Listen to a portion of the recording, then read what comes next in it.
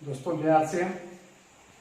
मैं आपके सामने फिर उपस्थित हो रहा हूं और आज हम लोग एक बहुत अच्छे सब्जेक्ट पर चर्चा करेंगे। जैसे मैं अपने बहुत सारे मित्रों से मिलता हूं, बहुत सारे लोगों से मैं मिलता हूं जिनकी अच्छी एक सैलरी है, जिनका अपना एक अच्छा खासा बिजनेस से भी इनकम है। जब मैं उनसे बात करता हूं तो वो अक्सर ये चीज बोला करते हैं कि यार अब क्या करना, एक अच्छी सैलरी है, इसी से फुर्सत नहीं मिल रहा, इसी को आगे बढ़ाएंगे।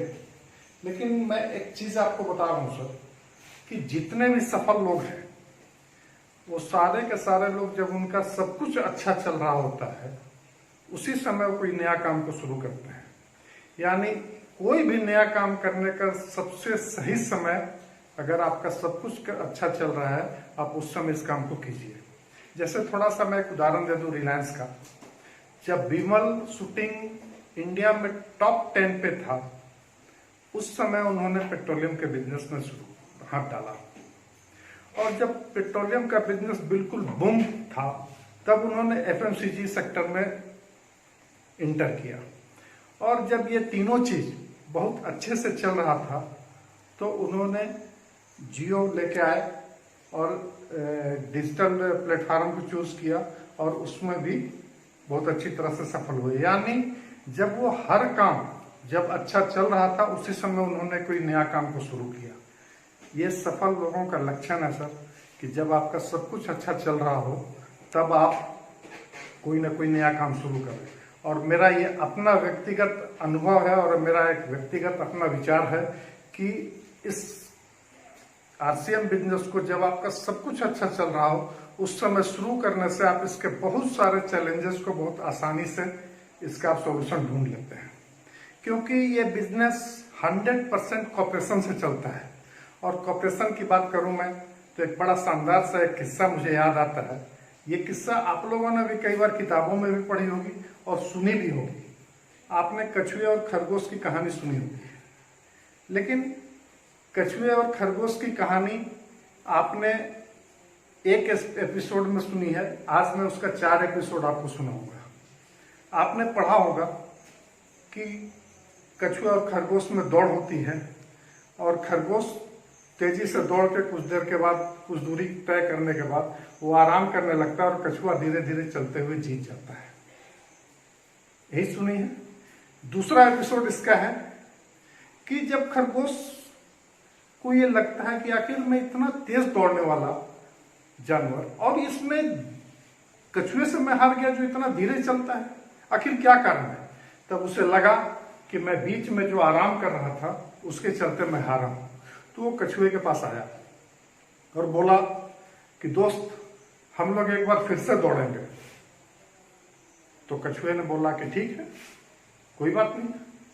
और इस बार खरगोश वो गलती नहीं करता है, वो पूरी तरह से एक स्पीड से जो चलता है और अपने मंजिल पर ही जाकर रुकता है और वो इस रेस को जीत जाता है।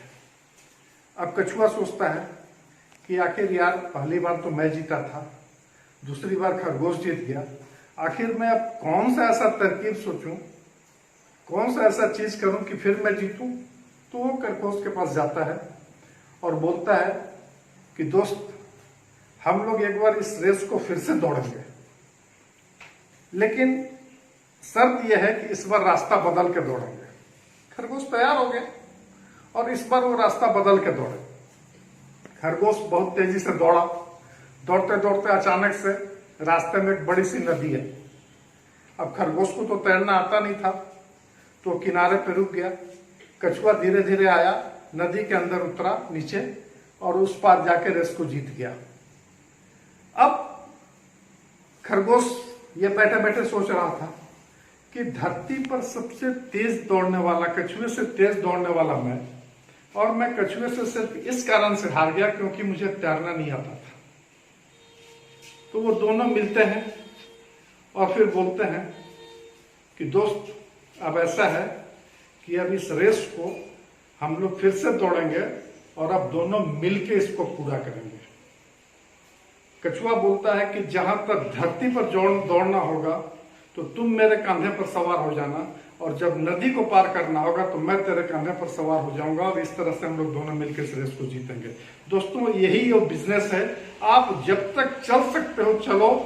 आप एक समय के बाद अगर आप सिर्फ इंतजार भी करोगे तो आपका कोई ना कोई अपलाइन आएगा और आपको अपने कंधे पर बैठाएगा और आपको अपनी मंजिल की ओर लेके जाएगा।